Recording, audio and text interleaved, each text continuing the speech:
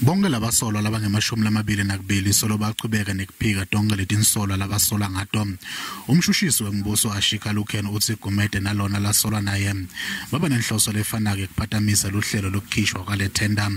Umbuso uthi lilunga lamasipala waseThekwini Mondli Mthembu, umphathi walomasipala Sipho Nzuza, inhloko lebuke imiklamo lekhethekile Allen Abu kanye nelisekela lalona lobuke kutfulwa kwetinsita Sandile Ngcobo.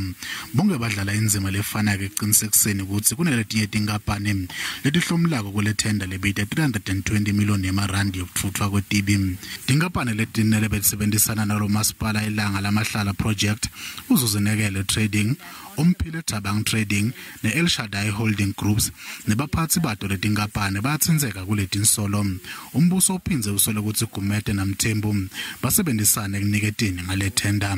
The state alleges Gumede in her official capacity as the mayor of Thekwini municipality and Mthembu as a councillor of Thekwini municipality deliberately influenced the chief financial officer and other senior managers or other officials of the municipality to contravene the sections as stipulated in the indictment, in the charge of the Municipal Finance Management Act. Umbuso uphinze usole ukuthi kwangathi lenye itinkapani lebeyisebenzisana nalomasipala yafakela lona bekangomphathi walomasipala waseThekwini Sipho Nzuza imali yokuthi alungise licala makwakhe.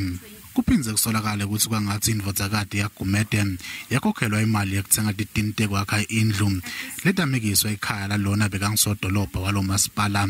The accused is guilty of the crime of corruption in the contravention of section 3B.